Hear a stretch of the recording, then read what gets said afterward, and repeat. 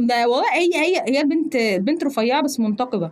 تمام. فحبيبتي انت الكرسي اللي في النص ده ياخدك. تمام. فدي تخليني اقعد انا ايه جنبه. الكرسي اللي في النص ده؟ بس وكان في موقف تاني، كنت في ثانوي وانا رايحه المدرسه الجيبه بتاعتي اتقطعت في المواصلات. ايه ده؟ انت قلت الموقف ده قبل كده؟ الله ينور. معلومه. شكرا. الله ينور. انا صنايعي. الله ينور. الله ربنا يبارك لك. شكرا جدا. مش عارفه ايه. لا يا عم مش عايز تقول، ما تقولش يعني، مش مهتم قوي ان انت تدخل تقعد تشكر في الحاجه. انا بدي المعلومه، اللي مهتم بالشغل ده بياخدها عادي. ممكن افيد حد. فليه تدخل تشتمني يا عم؟ اللقطات اللي واخدينها كلها طبيعية. ايه بقى عامل ايه؟ بقى عامل ايه يا باهو عامل ايه؟ ايه يا داليا؟ ايه الاخبار؟ ايه انت؟ يا بقالنا كتير ما بنركش. بقالنا كتير. بقالنا كام يوم. يعني لسه من يومين يعني. عامل ايه الدنيا؟ الحمد لله. انت ايه؟ خلاص بقى كفايه انترو، خش على طول بقى خش في صلب الموضوع يعني. انا متضايقه من ايه؟ متضايقه من موقف حصل لي وانا جايه. بص يعني قمه الاحراج. يا ايه اللي حصل؟ انا جايه اركب ميكروباص. تمام.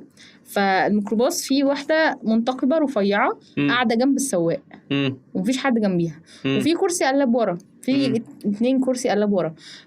فهم مصممين ان هم يخلوني اطلع جنب السواق وهي تقعد من بره. تمام. عشان في 2 رجاله يجوا يقعدوا على الكرسيين القلب اللي ورا. يعني هو او ممكن عشان حد يقعد كانوا عايزين يعملوا كده فيا. تمام. فقلت لهم لا، ما انا لو هبقى مستريحه وانا قاعده هناك هقوم واقعد. تمام. قلت لهم لا، كرسي صغير ومش هبقى مستريح. ما هو يعني لا مؤاخذه، يعني انت رفيعه ما هتقعدي جنبه. ده والله هي البنت رفيعه بس منتقبه. تمام. فحبيبتي انت الكرسي اللي في النص ده ياخدك. تمام.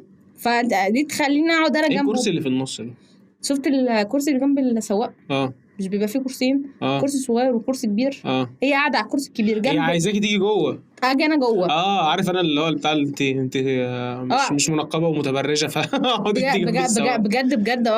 فعلا. فكنت هتخانق معاها بسبب الفكره دي. تمام. ففي الاخر خلاص هو قرر ان هو مش هيركب الرجلين وانا فضلت قاعده على القلاب. انت شكلك داخله النار كده. انا جايه والله بجد يعني دي كانت تبقى خناقه. خناقه يعني. وجيت اقعد بقى على القلاب. الراجل اللي ورايا يقول لي كرسي مكسور يا انسه. تمام. فاللي هو يا ابن حتى دي غيروها. فضل مضايقني طول الطريق بجد. نص ساعه راكبه الميكروباص مضايقني. المشكله ان انا كنت بطلع لقدام بس كنت برجع لورا يعني ادوس على رجله. قال ايه بقى ان انا مش واخده بالي. طب هدعس بقى. هو انت قعدتي فين في الاخر؟ قعدت على الكرسي القلاب اللي قدام الكنبه. اللي قدام الكنبه اللي في 2 كرسي قلاب. فانا قعدت على اللي ورا. قعدت بقى على الرجل اللي ورايا. ايه اللي دخل ده في موضوع؟ انا اسف يعني. طب ايه الدنيا؟ نقفل ونفتح ثاني يعني ولا نعمل لا عادي خلاص بقى احنا بدأنا. يعني تبقى اخر ولا اول مره؟ مساء الفل يعني. انا عندي كم مش عارفه كم مش اصل ده موقف محرج جدا. ما ده موقف محرج. انا عندي بقى مواقف محرجه كتير قوي في حياتي كلها. يا انت قصدك ان حلقه النهارده تتكلم عن الاحراج؟ يا ابن الجنيه جبتها ازاي؟ لا خلي بالك بفهمها وهي طايره. تحفه. وهي راكبه بقى. خلاص ماشي. انا عندي كميه مواقف محرجه في الموضوع. داليا خميس. ايه ده؟ في ايه اكتر موقف احرجتي فيه في حياتك؟ اللي هو عايزه الارض تتشق وتبلعك دلوقتي حالا. هم موقفين والله العظيم. قولي لي ابداي باكتر احراجا. الاكثر احراجا. او ثانيه ممكن اسالك يا مفيد؟ مش عارف اعمل اي حاجه. حاسس ان انا محاور قوي. كنت شغاله في شركه. كملي. كنت شغاله في شركه وكنت قاعده قدام السوبرفايزر بتاعي. سوبرفايزر. السوبرفايزر. قاعده قدامه على كرسي وقاعده بقى. الكرسي اللي كنت قاعده عليه بلاستيك وكنت بتمرجح بالكرسي. تمام. فمش واخده بالي وبتكلم معاه وكده الكرسي اتكسر. تحفه جدا. انا وقعت على الارض. آه. تمام. فانا لما بقع او لما بيحصل لي موقف محرج انا بقفل عيني على اساس بقى ان انا ايه، قلت لي هوبا لا خلاص انا مش موجوده في الدنيا. مش هقول هوبا، لا انا اغمى عليا خلاص. ريست ان بيس يا جماعه. انا قفلت عيني والناس بقى تتصرف زي ما المشكله بقى كان في رد فعل اللي هو خلاص طب انا قفلت عيني وفي حد جه يسندني والكلام ده كله، لقيته بيقول لي قومي بسرعه الكاميرات مسجله. طب انا ميت. انا وقعت. انا ميته. انا بموت. عملت زي الهامستر كده لما حد يمسكه بيسبح. انا بموت دلوقتي. انت الكاميرات اللي بتسجل انا مالي. الله. بس وكان في موقف تاني، كنت في ثانوي وانا رايحه المدرسه الجيبه بتاعتي اتقطعت في المواصلات. ايه ده، انت قلت الموقف ده قبل كده؟ لا ما قلتش، ممكن اكون حكيته لك بس لا حكيتهوليش برضه، احنا قلت في حلقه. لا ما علينا. ماشي كمل. ما افتكرش بجد ان انا ممكن اكون عندي جرأة ان انا احكي الموقف ده، بس الجيبه بتاعتي اتقطعت كلها بجد. ده اللي انت بتعمليه حالا؟ الجيبه بتاعتي اتقطعت وانا رايحه المدرسه. الحمد لله مامة واحده صاحبتي اسمها وفاء، يعني ربنا يبارك لك يا طنط لو لسه موجوده يعني، وان هي خيطتها لي. دارت عليا طول طريق المدرسه يعني، والله بجد طول الشارع كانوا مدارين عليا بجد وانا ماشيه. بمناسبة وفاء، ايه اللي بيحصل مع وفاء عامر ده؟ والله لا يا بخت اللي في ثلاجة وفاء عامر عامة، حتة حر بره. انا مش فاهم الموضوع ده بجد. هو قضية في واحدة طلعت تمام قالت لك ان هي بنت حسني مبارك من الفنانة مش فاكر اسمها ايه، حاجة الطوخي. ايمان الطوخي. تمام. وقعدت بقى تقول اللي هي معاها ادله وبتاع ان وفاء عامر واسمها ام ساجده وام مكه وام خالد، مش عارف ليه الامهات دي كلها. لا ام خالد مش داخله في الموضوع. لا هي ام خالد داخله في الموضوع. لا سوزي وشاكر ومداهم. لا دي حاجه تانية. هي طلعت بدول الاول اللي هم يعني خدت جروب الماميز دول وقالت ان هم بيتاجروا في ماميز. دول يرتقل عليهم ماميز. ان هم بيتاجروا في الاعضاء. اعضاء ايه، نادي؟ لا الاعضاء بيتاجروا في الاعضاء. الاعضاء البني ادمين. انا عايزه اقول لك الترند ده بقى له فتره شغال. بقى كام يوم. ماما كانت كل شويه تيجي تقول لي هي ام مكه كل الفلوس اللي معاها دي من الفسيخ. يعني طلعت امك بنت حسني مبارك. الحوار ده. لا هي كانت متابعه ترند من اوله خالص، فانا ما كنتش فاهمه حاجه. انت امك قطع على التيك توك؟ جدا. فهي عماله تقول لي هي ام مكه ده فلوس يعني الفسيخ يجيب، اقول لها الفسيخ يجيب لها. لا الفسيخ سعره غالي وهي بتبيع ومعروفه على النت والكلام ده كله، فلا سوقها كبير يعني يجيب لها. يعني ما شاء الله ربنا يزيدها. فانا دافع اول حد بقى ما عرفت الموضوع. ام مكه يا لهوي بتبيع كبد وكلاوي. دي متجوزه محمد صلاح. ام ساجده دي بقى اللي اتغشيت فيها الصراحه، عشان انا ام ساجده بجد بالنسبه لي. ما هو ثانيه الموضوع ده اللي انا اخر ابديت اعرفه ان الموضوع طلع كله متلفق. ده اخر حاجه. انا المشكله ان انا كانت معايا ان انا قعدت اتفرج على مروه دي. الفيديوهات بجد هي بتتكلم بثقه فشخ.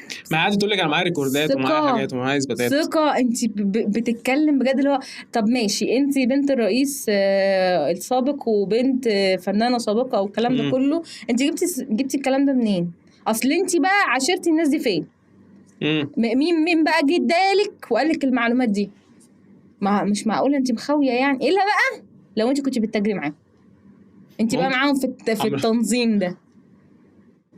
في طلعوا بره جروب المصري. والله ممكن عملوها ليفت. معلش يا مروه ما عندكيش اطفال. ليفت جروب. مش عارف يعني الموضوع كان بيضحكني فشخ. اتعمل عليه ميمز حلو قوي. بره عن اي حاجه يعني.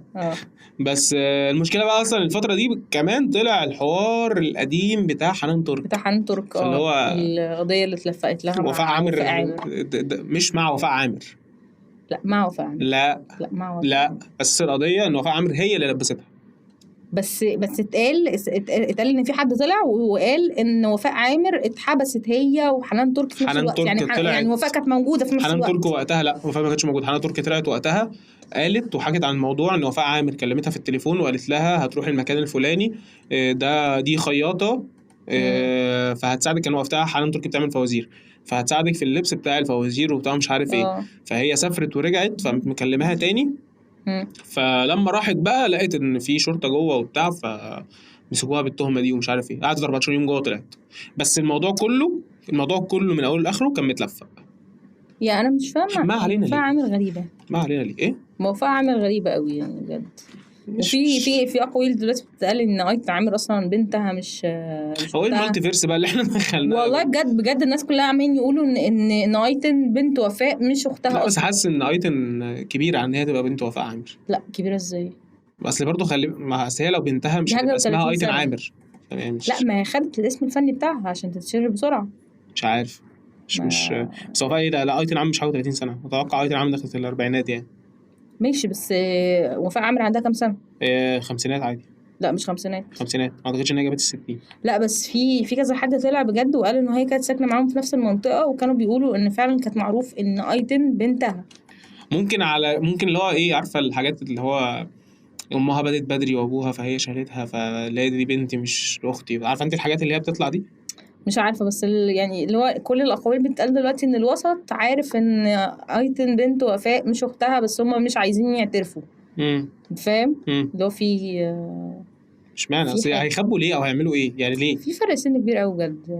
طب ما عادي فيها ايه يعني؟ ليه اصل هي هتخبي ان دي بنتها؟ بحب قوي في واحد كان عامل فيديو عن حوار وفاء عامر ده، فكان بيقول وفاء عامر لما عملت اعمال كانت عامله كف القمر، قلب الاسد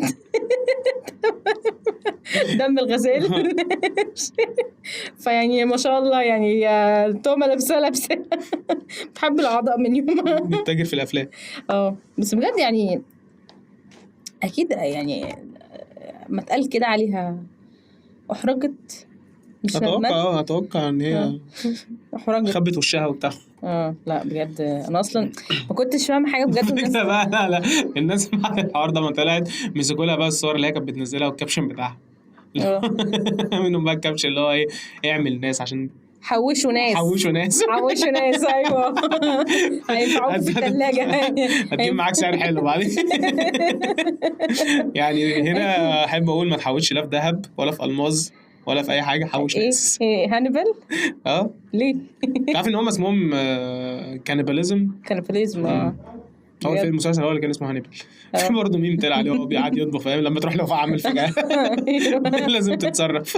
لا بجد اغرب حاجه انا كان مسليني بجد اللي هو ايه، في فيديوهات. انا عندي فيديو طلع لما ام مكه وام ساجده الاثنين طلعوا في فيديو بيشتموا الولايه اللي لا انا ما تابعتش الموضوع عامه، انا تابعته فعلا بس شفتوش الاثنين كانوا طالعين لابسين زبالات. ايوه لا ثانيه انا في واحده منهم كانت راكبه عربيه وقاعده تصوت، فاول ما فتحت لقيتها بتصوت وبتقفل تاني بقى. ما هم صوتهم عالي دايما. ما انا مش متابع، انا ما بفتحش تيك توك اصلا.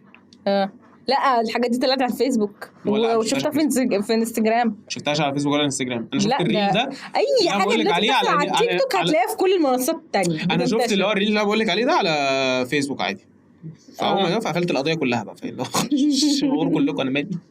لا كانوا لابسين اسدالات ابيض في اسود اللي هي بتاعت الحراميه. طب ما ايه ده جايين بنفس الشغل يعني. وانت بتغلطي في ستك اسياد بلدك يا بيت بتغلطي فيهم. ماشي بجد هي مروه دي طلعت اتكلمت على المساجده وقعدت قالت ان المساجده اصلا كانت بتخطف عيال وهي قبل ما تتشهر وكده، وان هي اصلا لفق لها قضيه ولوشا ضربها، ولوشا اصلا ده كان بيخطف ولاد والكلام ده كله، هم كانوا في السيده والكلام ده مالتي فيرس عارف اللي هو وانا بسمع اهي دي الحاجه الوحيده اللي ممكن تبقى منطقيه بالنسبه لي، ومساجده ولوشا. لا انا ماليش دعوه بلوشا الصراحه بجد، فيجي كلنا علقه بتاع. لا لوشا زي الفل ابن بلد ومتربي. ما بحبش الشخصيه دي ولا انا.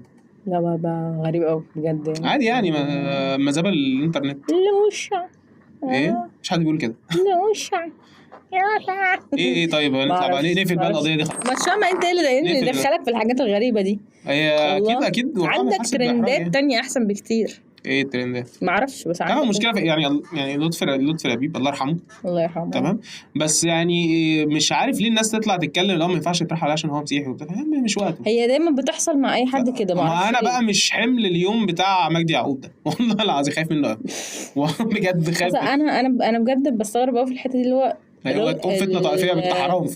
اللي هو الشخصيه دي كانت شخصيه محترمه بقى وكانت ست محترمه. مشكلتي بقى في ايه بقى؟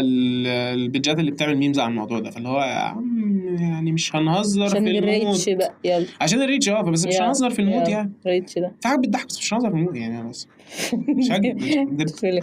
لا بجد انا من الصبح عمال اشوف بوستات تخلينا دمع لما اشوف اي حاجه عن الراجل ده. بجد اللي هو حاسس اللي هو ما بيبقاش وقته، اللي هو مش لازم تقول دلوقتي حاجه يعني. انت عايز تقول ده حزقتك قوي يعني، مش بس قولها بعدين. على ميم ولا على ان انت تقول على حاجه الميمز، كويسه؟ او ان انت تطلع تقول اللي هو يا جدعان احنا هنترحم على المسيحيين يا عم. يا عم عادي يعني، عادي كإنسان ايا كان الدين بيبقى بينك وبين ربنا يعني، بره عن اي حاجه. بس يعني كان راجل كويس. بالظبط. بس ما امسح كل افلامه. لا كان راجل كويس بجد، وكان سيرته كويسه جدا، فعشان كده اللي هو لا يعني بستغبى قوي الحوارات دي. عارفه اللي هو يعني في جروبات البنات دايما تخش كده اللي هو يا جماعه فلانه ماتت او فلانه ماتت، اللي هو يا حلوتي يا سكاكر، ما ينفعش نقول يا سكاكر، لازم نقول كذا. بتقول بعض يا سكاكر. في بنات ده تلزيق فعلا يعني، ده تلزيق قوي يعني. بيقولوا سكاكر ده بيقولوا سكاكر وحلوتي واميرتي ده ايه وكتكعتي جروب الازهري ده ما هم دول اللي بيقولوا تعرف اللي انا في مره يا بنتي كفايه تلزيق يا حبيبتي يا ماما، ليه تلزيق؟ ليه الحاجات دي كلها؟ الله. واللي هو ده كان الدكتور اللي قال انت زنديق. دي كانت مسيحيه، فما ينفعش مسيحيه فما ينفعش ان احنا نقول الله يرحمها والكلام ده كله. هي في النار دلوقتي، في النار، فيا سكاكر ما ينفعش نقول كده. اللي هو ليه؟ انا عايزه تاكل قلمين على كلمه سكاكر دي. عارف بجد زمردة. انا ما بطيقش ان انا اشوف الكومنتات دي، فما بالك بقى ان انا اسمعها. انا سمعتها فعلا. حد في واحده فيهم دخلت شتمتني قبل كده والله. قالت لي يا علبه الكحك.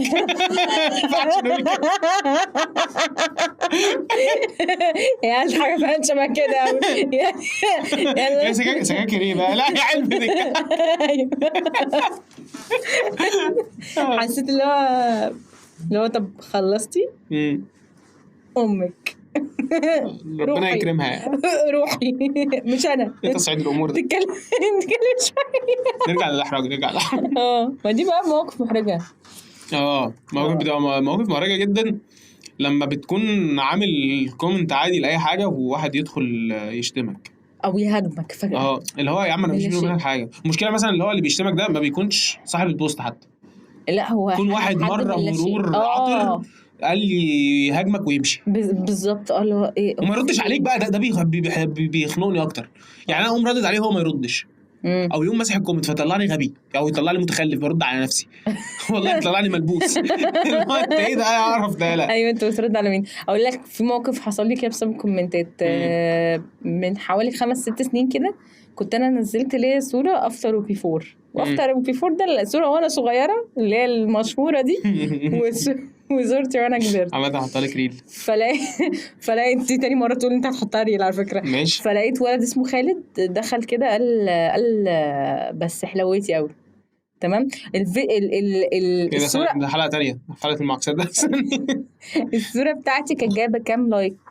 كانت جايبه حوالي 30,000 لايك. واو. الصوره كانت مفيرله. تمام. فلقيت فخطيبته دخلت له لا ما هو بيقول بقى شكلك لما كبرتي بقيتي حلوه. تمام. فخطيبته دخلت صغيره كان عندك 60 سنه عامه. والله العظيم. فخطيبته دخلت قالت له هي مين اللي حلوه؟ امك. مسح الكومنت ب 30,000 واحد بيدور على خالد وعايزين نعرف اللي حصل. هاجر عملت فيه ايه؟ تمام. وانا قاعده في الكومنتات شفت اللي عملتيه ما عملتش حاجه. انا حطيت صورتي بس. هو ايه اللي حصل؟ هو في انا عملت ايه؟ انا مش جورجينا. بجد بعدم انا مشكلتي ان هو ايه، اي حد معاه عده لمس فخلاص بقى ونت بقى مستباح ان هو يقول اي حاجه في اي وقت. احس ان دي بتدي الاحقيه يعني. هو انا دلوقتي معايا نت دافع فلوسه، فانا عندي الاحقيه ان انا ادخل انقد اي حد على النت. زي احنا كده عاملين بودكاست دلوقتي. بس انا ما كنتش حد مش دعوه. طلع اهزر عادي، طلع اتكلم. هي بص اقول لك حاجه، هي مساحتك بحريه اتكلم فيها زي ما انت عايز، بس يعني خد بالك ان انت ما تتعداش حريه الاخر برضه. في ناس بقى ما بتتعداش حريه الاخر، هي بتتعدى كل حاجه للاخر. انت عارف المشكله برضه ان هو الناس بتعمل كده في حاجات ما ينفعش تعمل فيها كده. يعني انا مثلا في وقت ما كنت بعمل توتوريالز على شغلي، حاجه ما لا تستدعي ان انت تقول اي حاجه، فاهمه؟ يعني ما في يعني الله ينور، بديك معلومه الله ينور، شكرا. الله ينور، انا صنايعي. الله ربنا يبارك لك، شكرا جدا. مش عارفه ايه. لا يا عم مش عايز تقول ما تقولش، يعني مش مهتم قوي ان انت تدخل تقعد تشكر في الحاجه. انا بدي المعلومه اللي مهتم بالشغل ده بياخدها عادي. ممكن افيد حد، فليه تدخل تشتمني يا عم؟ يعني ما عملتلكش حاجه. انا بقول لك تعمل الطريقه في الحاجه الفلانيه ب1 2 3 على برنامج الافتر افكت. بس حاجه يعني ما فيش، حتى ما بطلعش بوشي. طب واتشتمت ازاي؟ بعملها ويتقال لي ده فايدته ايه؟ عالم يا بنتين مش عارف كذا. يا عم انت صعبت الامور ليه كده؟ هو اصلا مش عارف انت بتعمل ايه. خلاص يا عم لو عايز، هو شايف ان انت بعمل 1 2 3 ما اعرفش يعني. هو شايف ان انت ممكن لما تطلع تتكلم مثلا في عمل الشاي الصعيدي هيبقى افيد له بكتير فشخ. ما لا هيجي برضه يقول لي ايه يا عم يا ابن مش عارف كذا، ما بشربش شاي صعيدي، بشرب قهوه. ما اعرفش والله بجد، انا بكره الناس دي. ما بكره الناس دي. والمشكله ان انت ساعات كتير برضه اللي هو لما ترد عليه هو بيبقى اللي هو يقول لك ايه، اللي هو معلش انا كنت عايز اكتب بس عشان ترد وخلاص.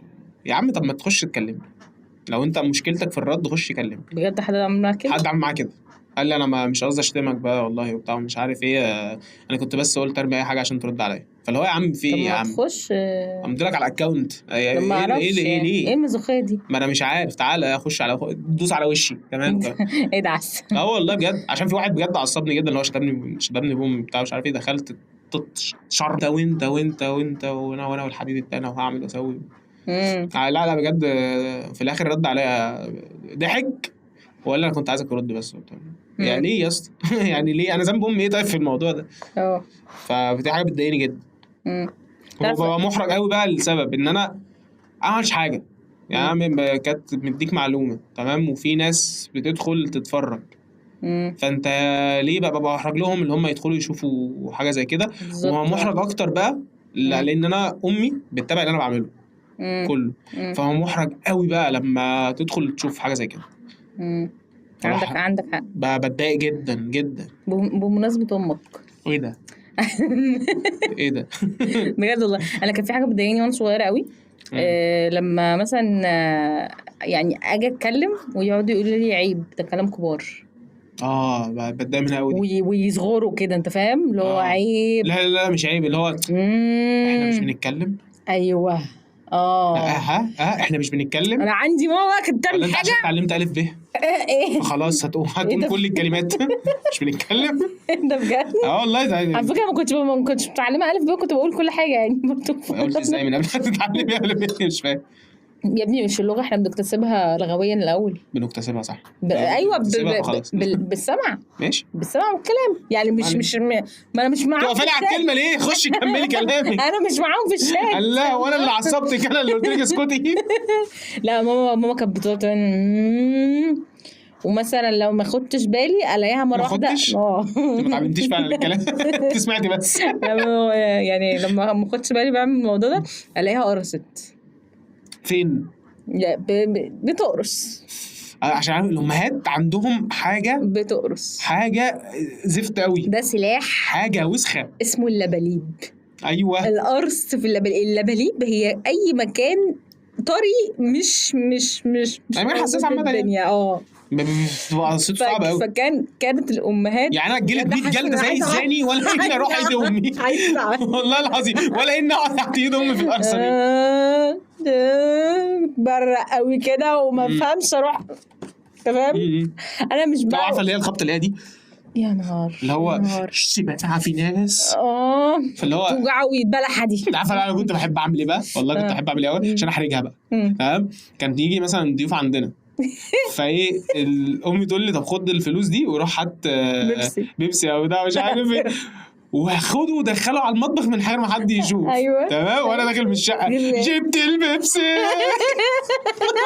احنا ما عندناش في الثلاجه. ايوه انا جيت يا ماما، جيت ومعاه السيكو سيكو والله العظيم عشان وببقى قاصد بجد يعني. ودي امي اول مره تعرفها بس عشان بجد ببقى قاصد عشان هي لا ما تعمليش معاك كده باخد حقي يعني. انا فاكره بجد واحنا صغيرين كده اللي هو لما كنت ببقى فاهمه حاجه كنت اقول لها ايه انت قصدك ايه مين يا داليا يا داليا اوعي يا طب انت مش هتفهمي فعلا لو بتكلمي كده. فبتحاول بقى ان هي ما تبينش الضيوف وكده الكلام ده كفرة مرس ايه مش فاهمه لا فهموني. تروح تقول لاختي مثلا ايه خديها فهميها يا منى تمام فمنى داليا برضه بتكلمي نفس ما هو قدام الضيوف بقى فبيبقوا مبتسمين تمام يعني خدها فهميها فخلاص بعيد يعني صوت بعتها لك واتساب ولا اي حاجه بدل العبط ده كانش فيه بقى تمام ايه روحي هاتي الاطباق من الثلاجه انت فاهم. طب ما تقول كده قولي على طول هاتي الاطباق من الثلاجه يعني معلش الضيوف اللي قاعد مش فاهمه روحي هاتي. طب ما من الاول كنت قلتي كده الله ليه حوار الالغاز ما هم فاهمين فعلا الضيوف هم قاعدين ايه مش فاهمه ايه والله يعني ايه بجد الضيوف بيعملوا نفسهم عبط. ايوه والله العظيم زي بالظبط في الافراح لما يقول اكل نازل ايه ده في اكل ايه ده في نجف في القاعه الله والله العظيم مع انهم بيبقوا عارفين ان في اكل نازل. شفت بقى لا او انت عارفه بقى الحركه الاوسخ ايه بقى والله الضيوف اللي يعملوا نفسهم مش واخدين بالهم والعصير اصلا في الخلاط جوه بيزغرط والله الخلاط جوه بيعقب بيرقص دبكه فهم عارفين ان في عصير نازل. انا كنت بحس وانا قاعده بره مع الضيوف اللي هم عايزين يقولوا لي ده مانجا ولا فراوله يا داليا انت فاهم اللي هو عايزين يسالوا بس اللي هو كوبايه شاي بتبقى حلوه قوي هي حلو مفرش السفره الجديد ده جميل قوي جايبينه منين تمام. فانا افضل اقول كده حلو مفرش السفره ده قوي بتشغلوا ايه جوه بتطبخوا ايه بتاع لا وانت عارفه اللي هو برضه الايه اللي يعمل فيها محرج قوي ده اللي هو جاي لك الساعه 3 العصر او يعني هو جاي لك في وقت غدا فاهمه جاي لك في وقت غدا وعامل نفسه محرج جدا والاكل نازل ما انت جاي لي في وقت الغدا ايه ده هو انتوا هتتغدوا يا لهوي يا خساره يا جماعه. لا انا حماتي بقى بتحبني ويقعد ياكل ايوه انا حماتي بتحبني انت بتحبني يا بحس ان هم بيبقوا ظابطين ميعادهم قوي يعني. في ناس كده بتيجي على الاكل قوي اللي هو الاكل محطوط على السفره حالا وفي طبق زياده اصلا مغروف بالغلط بيجي يقعد ياكله يعني هو بيبقى جاي هي سبحان الله بجد بتبقى في ناس كده يقول لك اللقمه بتنادي ياكلها بيبقى في ناس كده في ناس جايه تاكل طبعا اللقمه تنادي ياكلها ولا والله لا هي سبحان الله.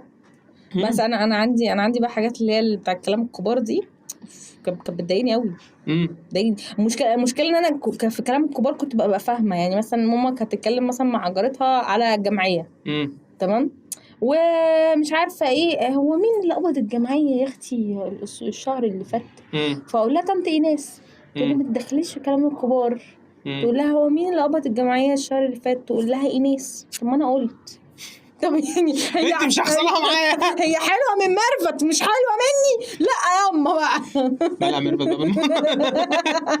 امي حبيبتي سببت الحيوانات كملي. فبتكلم بقى على الحته دي كنت بتضايقني المشكله انا يعني عشان هي كانت بتضايقني فانا كنت بعمل طب هتدخل في كلام الكبار بقى طب ايناس طب هتدخل في كلام الكبار وهقول لطنط امل اللي حصل امبارح مع بابا الخناقه بقى شفتي الخناقه اللي كانوا سامعين صوتها بالليل كنت سامعين صوتها بالليل لا بجد والله كنت بعمل ده كنت انا مش بحكي حاجه حقيقيه دلوقتي ماشي انت مالك يعني انت برات قوي كده يعني قشطه ده عادي تمام مش بحكي حاجه يعني مش بحكي حاجه حقيقيه بس اللي هو بجد لا كنت بعمل نفسي بقى اللي هو انا كبيره كنت بشوف ماما بتعمل ايه وبقلدها لا انت عارفه بقى قمه الاحراج قوي بقى كبيره تمام لما خالك يجي او عمك تمام ويسالك في جدول الضرب فجاه في نص العيله. الحمد لله ما حصلتش عندي يا لهوي ده انا عندي شخص في العيله يعني يا رب ما يكون بيسمع في حاجه من اللي احنا بنعملها تمام بجد. هو بيبقى متارجتني اللي هو بيدخل من باب الشقه فين بهاء عشان احرجه دلوقتي تمام. هو وان هو عامل نفسه لذيذ وبيضحك عارفه انت الاشخاص دي واخدك وهو دمه تقيل فشخ هو واخدني ماتيريال قوي تمام. فيجي بقى ايه سمع لي سوره البينه يلا دلوقتي واحنا قاعدين كده على السفره طب بناكل بنطلع في اكل في بقي اكل في بقي يعني احنا حاليا بنسمي الله مش بنقرا القران يعني تمام. بعدها طب 5486 ايه بكام يلا ايه ده بجد في نص القعده ايه ده والله. وفجاه قدامه اخبار البت اللي انت كنت معاها امبارح ايه ده في ايه وانا اصلا امبارح ده ما خرجتش من البيت والله العظيم بجد اخبار السجاير اللي انت كنت بتشربها ايه في حد وجه سالني عليك وايه ومش عارفه قال انه هيجي بعد 30 يوم واسمه رمضان كريم ايوه هو ده عارفه هو الشخصيه ده جدا الناس اللي مش احسن حاجه دول فبيجي يفرط شمل لمتنا كده بجد فجاه هو رمى قنبلتين 3 كده وخلاص وخلى القعده دمها سم لا هو بيضحك الرجاله الكبار للاسف. انا بكره وبكره الستات برضه اللي بتبقى نفس بكره الستات عامه بكره القعدات العائليه بجد. القعدات العائليه اللي بيبقى فيها رجاله لا اللي بيبقى اغلبها رجاله كبار لا ما شفتهاش الصراحه لان دايما بيبقى دمها تقيل والله دايما بيبقى دمها بيهزروا من حته معينه كده ماشي يا حاج ماشي اضحك انبسط يا جوز عمتي خلاص في اخر ايامك وهتموت. في خطوبه اختي عمي زملكاوي تمام. راح قال لابو العريس انت اهلاوي ولا زملكاوي؟ قال له اهلاوي. قال له ايه ده بقى الجواز اللي مش هتتم؟ انا زملكاوي بقى ويلا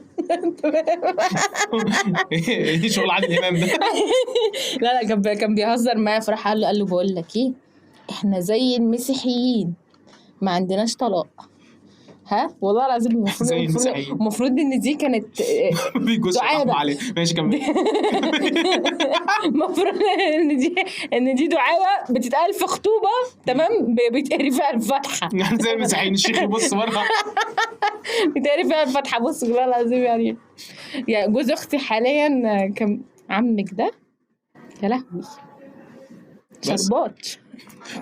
شربات خضتني فجأة خضتني واحدة بجد لا بكره المواقف دي. عندك مواقف كتير جدا بتعرض لها مؤخرا انا دايما حاطه ايربودز في ودني تمام وبمشي بتكلم في التليفون وانا ماشيه في اغلب المواقف. ففي مره انا كنت متعصبه قوي وانا بتكلم في التليفون وبتكلم بقى وعمال اجيب سيره ناس وهنعمل ونروح ونسوي ومش عارفه ايه لا ده لا وده ومش عارفه وماشيه في شارع ضلمه. فجاه لقيت 2 جنبي ولا حول ولا قوه الا بالله. انا لما بمشي مش بتكلم بس ببقي انا بقعد احرك ايدي برضو كأن في حد قدامي تمام. والله بجد انا خدت بالي منهم في لمحه. شلت السماعه شكلها محترم يا بنتي دي صغيرة على الجنان لا حول ولا قوة الا بالله. دي الصدمة النفسية اللي تعرضت لها. رحت بص لها قلت لها صدمة ايه يا حاج؟ قالت ايه ده؟ صدمة الناس عليكي من بدري. رحت قلت لها رحت حطيت السماعة ورحت عملت لها بقى ان انا مجنونة بجد خلاص بقى والشارع الضلمة طلعوا يجروا. انما انت تقرفني. لا انت عارفة الاحراج الاكبر ايه بقى؟ ايه ده بقى اللي بتحصل في المواصلات. لا مش بحرج قوي من الحته دي بس انا بحرج دايما. بص في حاجات كتير قوي في التجمعات العائليه بتحرجني قوي. يعني مثلا ايه عارفه اللي هو احنا صغيرين كده بيبقى فيه اللي هو ايه بنت في العيله فانت بتحاول تلطف الدنيا معاها مش عشان حاجه صغيرين ليه صغيرين فاهمه فبتحاول تلطف الدنيا معاها في اعدادي مثلا ولا حاجه ماشي. فالدنيا ايه بحاول بقى تعمل تستوستيرون بقى كله بقى فاهمه.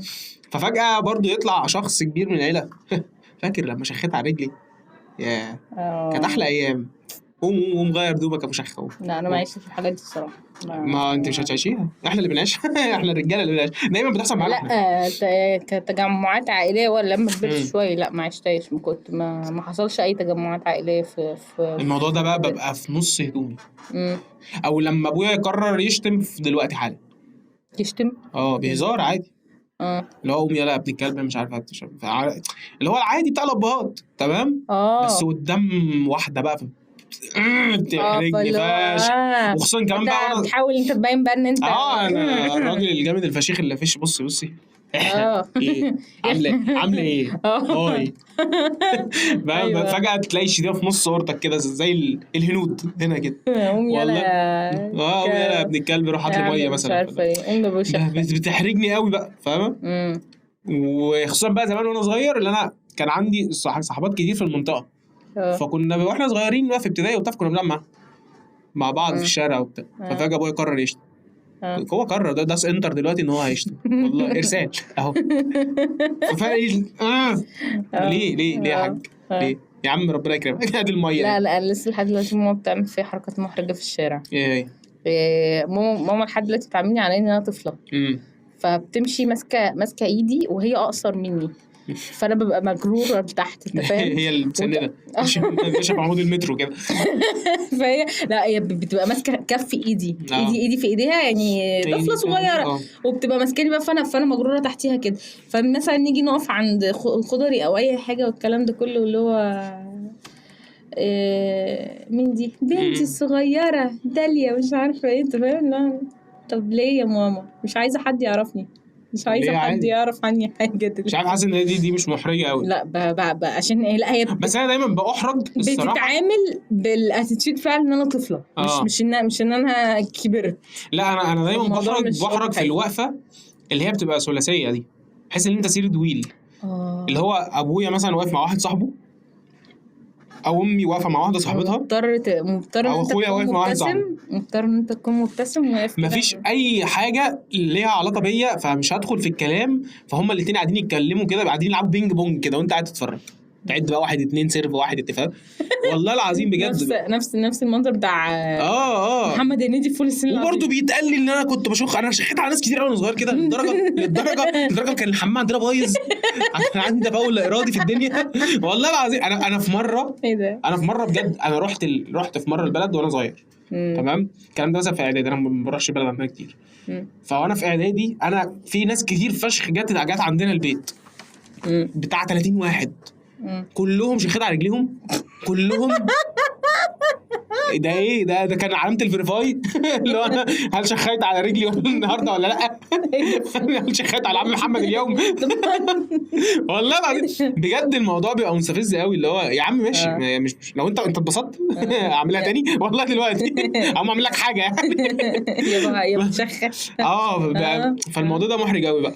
بحس بحرج. انت كبرت يا ابو شخه انت كبرت. دايما بتيجي من راجل مثلا ممكن يكون عنده 30 سنه عادي اللي هو مفيش فرق بينه وبينه كتير برضه يعني. فرق بينه 10 سنين يعني. وانا صغير لما شخيت عليك كان انت عندك 10 سنين كنت ممكن تشخ يعني احنا ممكن كنا نتبادل الاطراف الحديث يعني. والله العظيم. فاللي هو يعني ملهاش لازمه بقى لما تكبر وانا اكبر تقول لي حاجه زي كده يعني. مش مهتم بيها قوي. عارف بقى اكتر موقف انا خايف اتجوز عشان كده. والله العظيم خايف واحد من حيوان يجي في فرحي يقول لي الجمله دي قدام مراتي وهي قاعده جنبي في الكوشه. شفتي ده كان بيشخ على رجله كان عليه شخه يا لهوي. بيطلع من الهدوم. عندي مشكله بقى ان احنا واقفين كده في الوقفه دي تقول لي شفتي طنط مش فاكراها وطنط بقى انا مين يا لهوي في اوسخ منها. بس مين طنط صاحبه ماما. ايوه بالظبط. فايه ده يعني مش فاكراني اخس عليكي. لا ده انا ازعل ماشي تفلي تزعلي انا مالي انا مش فاكره. فانا في اوسخ منها بقى ان انت مثلا تقابلي صاحب باباكي مثلا او صاحبه مامتك في الشارع تمام فانت عارفاه بس مش فاكره اسمه. منطقي جدا. او ما تعرفوش خالص فهو هيوقفك يسلم عليك. فايه ده يا عم وايه الاخبار وحشني والله عامل ايه طنط عامله ايه والعيال عاملين ايه. اللي هو الادب اللي هو الادب جدا. انا عمو مين. لا فكك بقى من كل ده. تقعدوا مثلا نص ساعه في الشارع تتكلموا والكلام ماشي حلو والدنيا تمام وانت ماشي بقى سلم على بابا. فحاضر يا لهوي يا عم يوصل طبعا. فخلاص كل واحد سوف يبص لك كده هي هتقول له مين؟ ابن الوسخه اللي سلم عليها في الشارع. ده موصلنا الموضوع بيضايقني جدا. الموضوع بيضايقني اللي هو احنا خلاص ماشيين وكل واحد مش هيشوف التاني خالص في حياته. فما تعملش كده بقى يعني. خلي الموضوع ينتهي بسلام.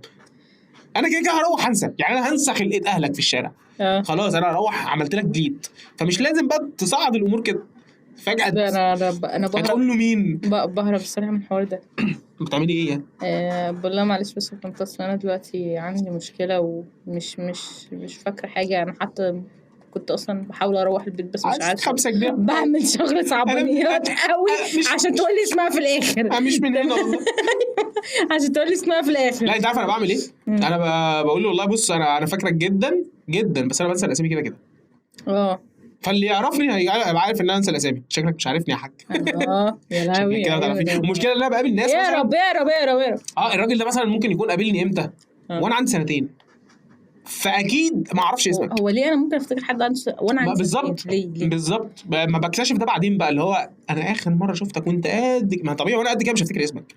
لا مش الدرجه دي بجد يعني. الموضوع ده ناس سخيفه بالمنظر ده. لا انا قابلت كتير بقى اصلا اصحابي جوه كتير، فكلهم عملوا معاه الحركات الوسخه دي كلها. كلهم بيتلذذوا بالتروما. على فكره تعرف ان هم اتعاملوا معاهم كده عشان هم كده بيعملوا كده. يعني انا هعمل كده لما اكبر؟ ماشي حاضر يا عيال يا بنت. انا مش هحل حد بقى. انا بقول لكل اصحابي اقول اللي هيخلف هطلع هجيب له التروما بنت بس استنوا عليا. ايوه. انا عندي بقى مشكله تانية. الناس بقى اللي من سننا، انت قابلت حد وشفته وسلمت عليه وكلمه المنقذه اخويا حبيبتي حبيبي. لا اخويا يا لهوي وحشني فشخ. فينك من الايام اصلا. حبيبي ايه بقى اللي محمد فؤاد فجاه. والله تقعد تتكلم كده حبه. انت مش فاكرني؟ لا يا عم ما تهزرش. ازاي مش فاكرك يا عم؟ لا طب انا مين؟ مش احنا اللي كنا؟ طب انا مين؟ انت اخويا. عارف الموضوع فعلا. انت تقول له انتوا كنتوا فين وانتوا مين فعلا وتعرفوا على بعض فين وايه الذكريات اللي ما بينكم مش عارفه ايه. وبعد كل ده يتضايق. ما بعد كل ده بقى يتضايق ان انا مش فاكر اسمه. يا عم انا جبت لك السجل المدني كله اهو. انا جبت لك كل حاجه. ليه عشان ليه جاب لك اسمك؟ الله مش عارف. خد المعلومه وامشي. بجد بيعصبوني لدرجه ان انا بقيت لما اشوف حد في الشارع. عارف انا بعمل الندبه دي برضو عادي، اللي هو لا لما اشوف حد في الشارع هو مش فاكر اسمه. عم انت مش فاكر اسمي يا عم مساء الفل. انت نحن قشطه.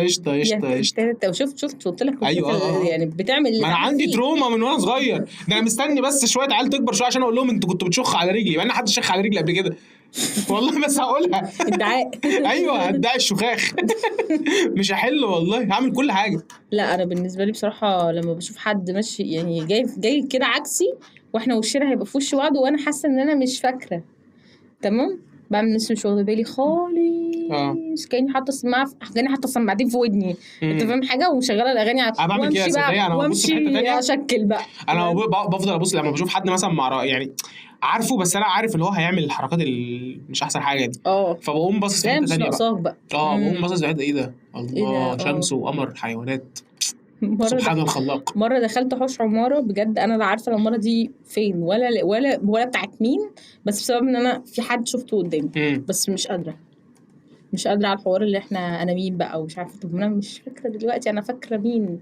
فاكره التناحه بس مش فاكره هي التناحه دي بتاعتك. انا مش فاكره الاسم بس فاكره التناحه. فلا لا مواقف مش محرجه. موقف تحس ان انت كده بتجيب تلجايه وتحطها في قفايه تمام، اللي هو ما ده هزار الناس كبار برضه. تقعد تجزع كده اجيب تلجايه واحطها في قفاك والحاجات دي ده هزار الناس كبار. عندك على فكره الناس الكبار بجد مش ده احراجهم بس، لا ده عندهم احراج في حاجات كتير جدا. هم بيعلوا على بعض. انت ما اتجوزتش ليه؟ طبعا. لا لسه. اديني بقى اسباب يا راجل. ليه صعبنا؟ قول لي قولي لي يا بايره. بص والله بجد الشيطان وزي.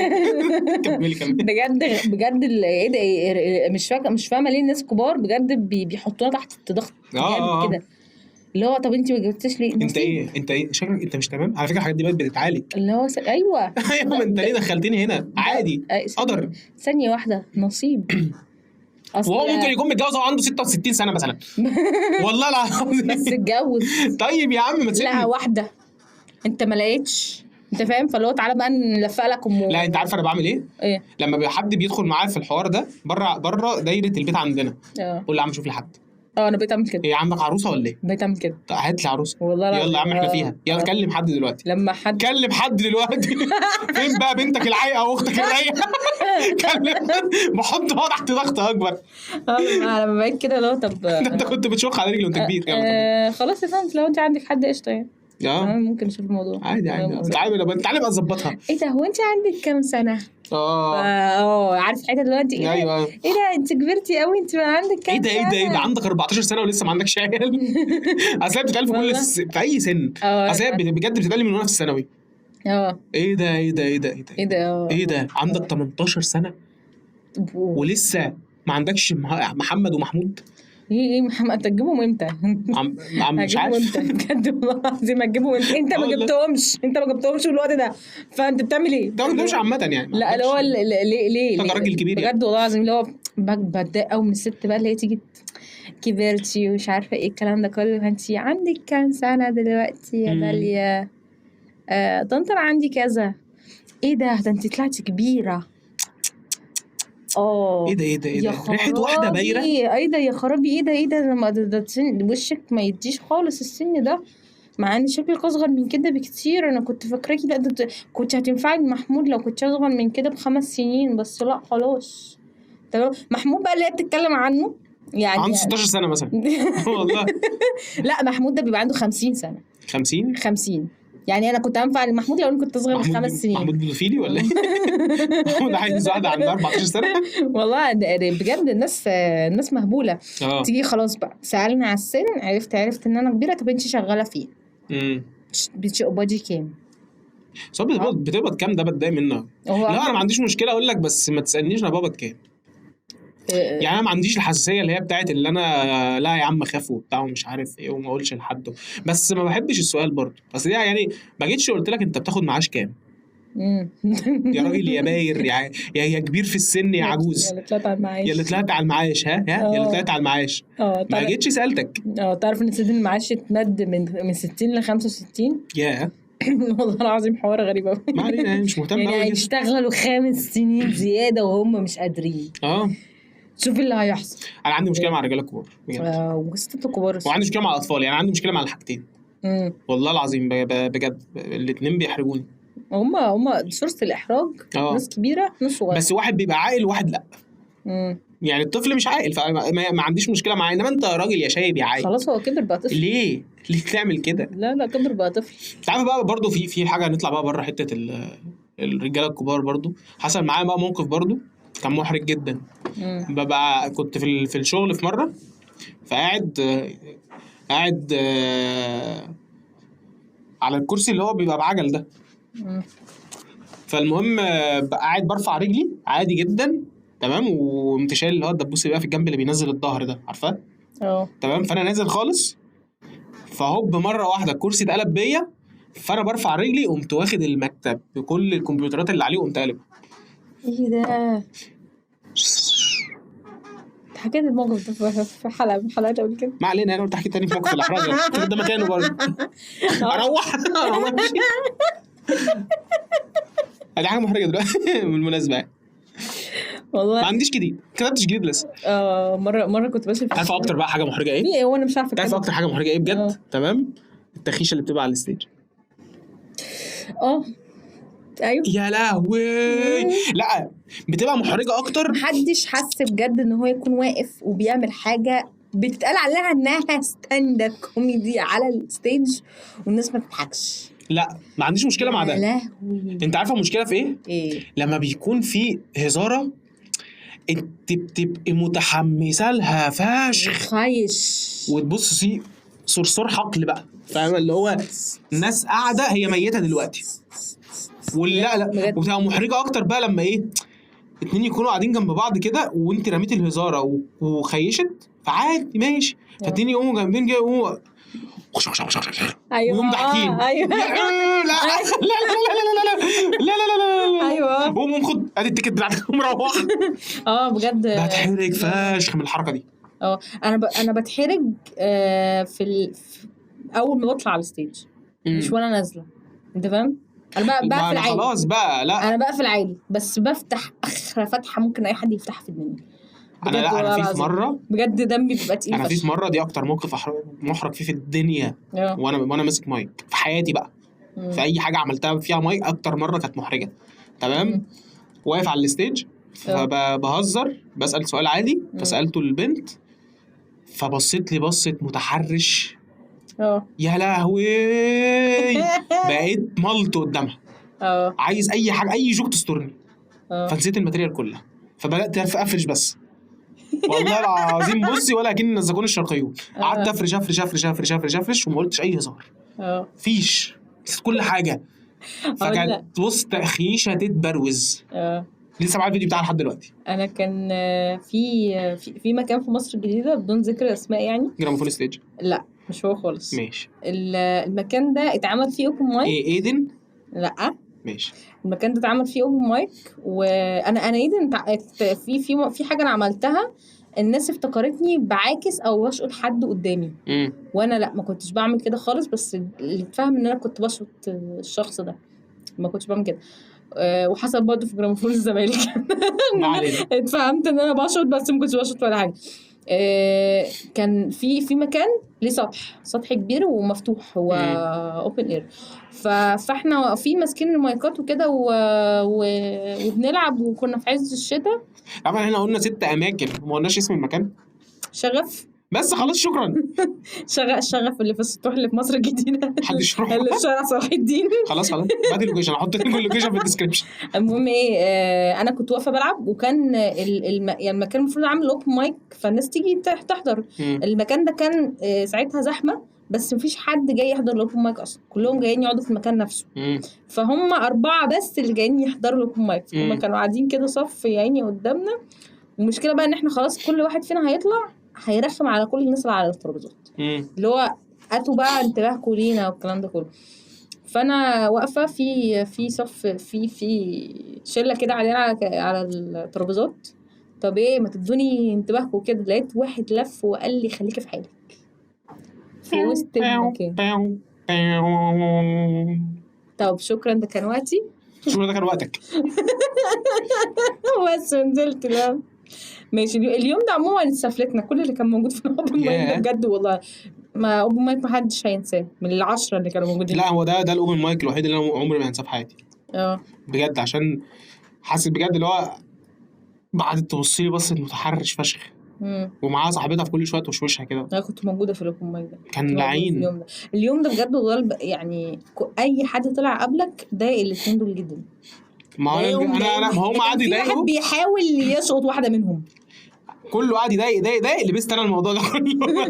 انا كبش الفدا هنضحي بالواد ده. انا اللي لبست الموضوع في الاخر. فيا ديني لا ساعتها فكرت ابطل. ما انت كنت لسه بادئ.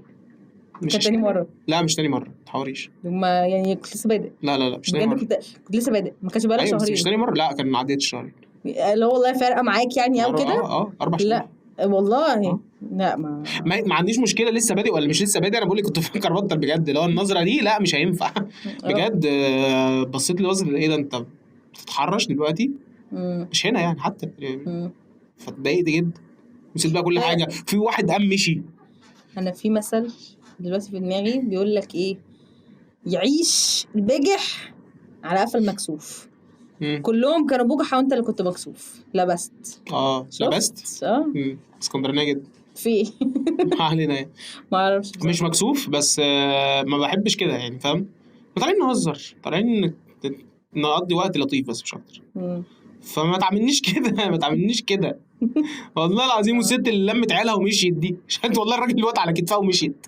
ايه ده وانا اختي كانت في اليوم ده موجوده؟ لا كانت في اليوم اللي قبل. ما كانتش موجوده. ما لميتهمش ومشيت. لا في واحده قامت لما عيالها بجد شالت واحد هنا وواحد هنا ومشيت. يا حبيبتي عتال. ماشيه. راحت تشوف الضحك في حته ثانيه بقى. لا بس الضحك صعب. والوقفه على الستيج صعبه جدا. اكتر حاجه محرجه في الدنيا. واكتر حاجه موتره في الدنيا. ناس بجد عدد كبير. اقل عدد ممكن يكون 20 باصين لك ومطلوب منك تضحكهم. انت مش مجرد تتكلم هم قاعدين ضحكنا. ايوه مش انت يلا بالظبط. فده بتبقى بريشر ابن كلب. عارف بقى البريشر اكتر، انت بتبقى طالع على الستيج محضر، انت عارف انت هتقف قدام مين، انت عارف انت هتقول ايه. البريشر اكتر بقى ان انت في تجمع عائلي او في ايا كان انت فين. ايه ده بقى بيعمل ستاند اب كوميدي، اطلع ادينا حته. طيب اديكي واحده بقى، اديكي واحده. انا كنت من اسبوعين في فرح واحد صاحبي، عادي جدا. صاحبي ده انا وبيني وبينه صله نسب ما، تمام. ففي واحد قريبنا جوز خالتي موجود في الفرح ده. فجاه واحنا قاعدين، ايه الدنيا، ما تطلع تعمل فقره. حاضر يا حاجه، اقوم اغير هدومي والبس لبس الرقاصه واجي. والله فجاه في نص المكان كده واحنا قاعدين وفي فرح شغال والواد فوق بيتوجه، يعني في دنيا وفي هاله في الموضوع. قوم ما عملتش فقره ليه؟ ما جبتش صحابك وعملت فقره ليه؟ يا في كلم كنافه ونعمل اوبن مايك دلوقتي يلا. والله العظيم موضوع لا بيبقى محرج فشخ. بيبقى محرج اكتر في ايه بقى؟ لما بكون مثلا قاعد مع اصحابي، فانا عايز يا عم، انا عايز اقعد براحتي، عايز ارمي هزاره وحشه عادي. كل واحد فينا بيبقى عنده حاجات كده، انا مش محمود الفار يعني، ولا بتاع الجبنه. المره اللي فاتت برضه غلطت فيه. هو في فار بتاع الجبنه وفي فار بتاع الضحك يعني. عادل الفار بالظبط. ولا مش فاهم ليه واحد بتاع جبنه واحد بتاع ضحك. ايه ده؟ في صله ما بينهم، انت فاهم؟ ده بجد في صله ما بينهم ولا انت بتقولي ما عادي ممكن يكون فرد يعني، مش لازم يكون نفس العيله يعني. مش دايما توم جيري بيقول لك بيحب الجبنه؟ ماشي، ما علينا. بيحب الجبنه وعادل بيحب الضحك، وتوم كان دمه خفيف. جيري محمد بيعمل ايه بقى؟ كان بيقطع الجبنه. ما علينا، طلعنا من هنا دلوقتي عشان مش ناس تقول دم. بالله عليك بقى دلوقتي لمي نفسك، ايه اللي تقول دم؟ ايه المهم يعني تكون قاعد في قاعده، فانت هترمي هزاره وحشه، تمام. ففجاه بقى كله يبص لك بقى، هو ده بقى الستاند اب كوميدي. يبص لك كده والله. ما انا ممكن اعرف اعمله على فكره عادي جدا. هو ده بقى الستاند اب كوميدي. انت بتطلع بقى تعمل الشويتين دول. انت قمت فعلا في الفرح عملت حاجه؟ لا مش بتكلم عن الفرح بقى دلوقتي، بتكلم واحنا قاعدين عادي في قهوه عادي جدا، فهم اصحابك عارفين ان انت بتعمل ستاند اب كوميدي. فانا عايز ارمي هزاره وحشه عادي، هزاره مضحكاني في دماغي وانا عارف ان هي وحشه، مش مستني منها حاجه، تعال نهزر عادي جدا. فترمي بقى هزاره وحشه، يقوم الكل باصص لك كده. هو ده الستاند اب كوميدي، وهزوا اللمبه كده. والله العظيم يا في تحقيق قاعد دلوقتي. الهزاره دي بتقولها على الستيج. بتطلع تدقل دمك يعني. حلو قوي ده، حلو قوي ده. شباب بتاخد فلوس بقى على الستاند اب كوميدي. ايه بتاخد فلوس بقى على الكلام ده؟ احنا عامه محسودين على الفاضي قوي. يا ده حقيقي والله العظيم، احنا بنتحسد على الفاضي. احنا بندفع ما بناخدش. الحمد لله على الفار والجدعنه. ندفع عشان نطلع ده. دي بقى البكاسه. دي البكاسه فعلا. انت تعرف ان في احراج في البكاسه؟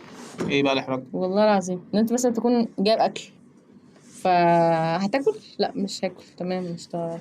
يجي بقى في الاكل جه تاكل معاك بكاسه وهو يحرجك. خلاص ما انا ما جبتش اكل بقى، بس انا ما كنتش جعان ساعتها، تمام. احكي لك على موقف مقرف جدا له علاقه بالموضوع ده. ليه؟ موقف مقرف جدا يعني ليه تقرفني؟ ان انا كنت في مره انا وواحد صاحبي قاعدين، فيا عم هنجيب اكل، فهنعمل ايه يا عم؟ تعالى نعمل اندومي. فقال لي لا مش عايز اكل بتاع.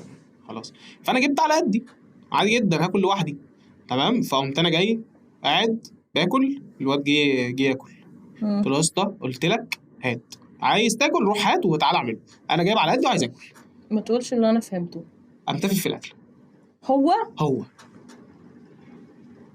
يا لهوي، عامله زي العيال اللي كانوا بيتفوا في البيبسي، يقول لك لا تف فيها معلش مش هتشرب منها والكلام ده كله.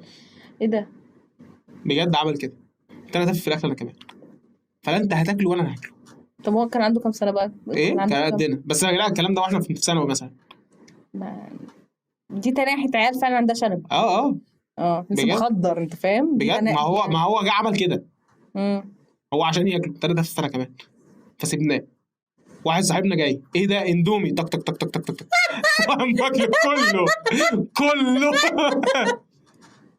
يلا بالهنا والشفا صح. بس لسه مسلمين على كده من شويه. بعد ما خلص قلنا له انت بعمل ايه؟ قام رجع كل اللي كانوا هيعمل ايه يعني. انا عندي استغراب بجد ان يعني في كذا موقف كده اشوف ان هو انت بتاكل الحاجه من غير ما تعرف هويتها وطعمها حلو بالنسبه لك وتمام، بس لما تعرف ايه هي تروح تتففها. او تروح مرجع ليه؟ من كتر ما انت اتقرفتي، مش ما انت اتقرفتي فاشمئزيتي من الاكل، فممكن فعلا ترجعي عادي. اللي هو خلاص يعني ما انت اكلتها. لا عادي، مش ما بستغرب أوي لو انت عندك سنه اللي هو القرفانه دي ما ممكن ترجعي عادي. في ناس كده عادي. مش عارفه معناه كده طبعا حلو. فاهم حاجه؟ تعرف بقى الاحراج بقى برضو في حاجات بتحصل كده اللي هو ايه، اللي هو انا ركبت مثلا مواصله اكتشفت فجاه ان معكيش فلوس. حصلت معايا وربنا يبارك لك يا عمو. كان من كام شهر كده ركبت مواصله وفعلا اكتشفت ان انا معايا 5 جنيه بس. انا معايا 5 جنيه والاجره 6.25. تمام. فانا قاعده طب يا اسطى نزلني على جنب عشان انا نسيت اسحب فلوس بجد. فكنت خلاص هنزل فعلا اسحب فلوس واركب تاني عادي مش مشكله. فلقيت جده كده راجل كبير قوي مثلا في السبعينات او الثمانينات كمان. لا ما تنزليش وانا هدفع لك. وفعلا دفع لي الجنيه وربع دول ولا الجنيه ونص. فضلت طول بقى الطريق انا قاعده مكسوفه جدا بجد. انا كنت اللي هو والله يا عمو يعني ربنا يبارك لك انك دفعت لي كده بس والله انا مش شحاته. فصدفت بقى ان عمو ده نازل في نفس محطتي فلقيته كده ماشي هو مش عارف يمشي شويه فقلت له طب تعالى يا عمو رايح فين؟ قال لي انا هعدي الناحيه التانيه فعديته الناحيه التانيه. حلو. طب يا بنتي معاكي فلوس؟ والله العظيم اديكي فلوس تروحي يعني حبيبتي بس تركبي مواصلات تانية. قلت له لا يا عم والله انا وصلت ومعايا فلوس فعلا بس في هسحب يعني مش معايا كاش بس هسحب عادي. تمام. طب يا حبيبتي والله العظيم اديك فلوس انت زي احفادي. طب يا او ثانيه زي بناتي. لا والله العظيم كلام محترم زي احفادي والكلام ده. طب عمو انت رايح فين؟ انا هركب العربيه دي. خلاص يا عمو اركب العربيه. ركبت فعلا العربيه وبعد كده كنت جايه لكم في حفله والله سحبت فلوس وعشت حياتي وتمام الكلام ده كله بس مش هنسى الموقف ده. فالراجل ده بجد مؤثر فيا لحد دلوقتي. لا انا بتحصل معايا فببقى خلاص كل حاسب الا انا. فانا والسواق كده بنبقى في اوكورد اي كونتاكت مع بعض في المرايه. انت اللي ما دفعتش فانا هقول في ايه؟ راجل ناقص ورا.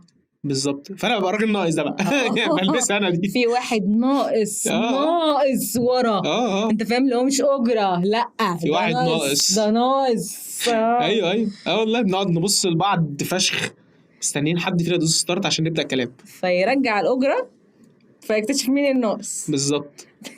فتبتدي الخناقه. تعرفي بقى اللي انا عملت في مره بقى حركه وسخه ان انا لميت الاجره وقمت حاطط الفلوس معايا بجد ما كانتش كامله. فقمت حاطط الفلوس في نص الحاجه. على اساس في حد ما دفعش كامله. وقابلني بقى مين اللي هيتكلم. حل بقى انا مش دعوه دي حرام. عملت كده. كنت مسافر معرفش يعني عامل ايه الكلام ده. بس الكلام ده من فتره يعني الكلام ده بس انا وانا في الجامعه كنت مودي الحركه دي الصراحه. فاهم هو حاسب بقى حاطط الهاند فري فود وشوف فقعد يرجع الفلوس تاني فقمت انا واخد الاجره كامله عشان انت اللي بترجع في ايدك صح؟ الفلوس يعني اتاخدت منك ورجعت لك فطبيعي مش هيعرف يفشك. وفي واحده بتتخانق مع الراجل ورا معاها وزه وانت في اللالا انت عايش حياتك مره عندي وعملتها في مره في بس الكلام ده وانا في اعدادي في توك توك. قلت له معلش مش معايا فلوس وبتاع فمروحني البيت عادي فثبتها بقى حتى فتره بجد ببلاش عشان الحركه دي كانت حركه سيئه جدا يعني. دونت تراي ذات ات هوم. لا انا ما بصراحه بتضايق لما كبرت بقى اتضايقت على الحركات الوسخه دي كلها. اكتشف ان انا مش معايا ما انا بقيت بقول الصراحه بقيت بقول طب تعالى يعني مثلا وانا مسافر حصلت لي برده مره قبل كده فقلت له بص انا دلوقتي مش معايا فلوس ونسيت اسحب فلما نوصل هديهم لك. فبخلي بقى حد من صحابي يقابلني بالفلوس دي واقوم مديها له وخلاص وشكرا. ممكن اعمل كده فعلا لو انا بعمل كده كتير بقى بعمل كده كتير جدا. عملتها لسه في تاكسي من قريب. ركبت تاكسي كنت تعبانه ومش معايا فلوس ووصلت عند الشغل قلت له ثانيه اثبت لك هتحاسبك عادي. بيبقى في بقى موقف كده اللي هو ايه مثلا بطلب سكوتر فانا ما بيبقاش معايا فلوس ومفيش وقت اللي انا اسحب فركبت السكوتر على امل ان احنا نروح على اي مكان فيه ATM بالظبط. فالاي تي ام دي تطلع فاصله بيبقى واقفين بقى احنا الاثنين. معاك ايه بقى؟ انا معايا للاسف معايا فودافون كاش مش معايا انستا باي. هو بقى معاه انستا باي هو معاه نسبة ايه معهوش فودافون كاش. فتعالى نحل بقى في الصحراء اللي احنا فيها دي. يا نهار. هل هنعمل ايه؟ طب شوف حد معاه نستا باي فودافون كاش. فما اعرفش. طب انت شوف حد معاه نستا باي. ايه ده؟ ما اعرفش. فبيفضل بقى في الحيره دي لحد بقى ايه بقفلها عليه. لا انا بقفلها عليه لحد ما يشوف لحد معاه فودافون كاش هم حاسب. اصلا دلوقتي مش معاه فلوس، هو لازم ياخد فلوس وانت لازم تاخد فلوسك. فبيتصرف. بزنقهم قوي في الحته دي قوي. والدليفريه برضه عملت معاهم الحركه دي كذا مره. يعني انت عارفه انا في مره وقف معاه الاوردر، فلوس الاوردر على 5 جنيه. ففضلنا بقى واقفين احنا الاثنين كده بندور على اي حد يستلم مننا 5 جنيه. انا قعدت اعيط من يومين في الشارع بسبب ان انا ما كانش معايا 20 جنيه اروح. جميله. تستخدمي بقى الموقف التاني انا مش من هنا وبتاع وعايز اروح. تخيل فعلا انا مش من هنا فانا عايز اروح. انت فاهم؟ كنت ممكن اعمل كده بجد. الناس كلها يعني لا بقى في حركه اللي هي بتاع السوبر ماركت عارفني وبتاع الكشك وبتاع اللي هو الشركه اهي ممكن بكره تاني يوم اجي لك الفلوس عادي. بس انا لا انا في بقى بتحصل ايه بقى اللي هو واحد يقوم جاي بقول لك ايه هل ده شكل شحات؟ فلا. يعني انا متسول والله. لا انت تمام والله. في ايه؟ عايز 5 جنيه. والله 5 جنيه. طب انت ليه المقدمات دي كلها؟ طيب يا عم امسك. انا كنت خايفه بجد ان حد يفتكر ان انا شحاته على 20 جنيه.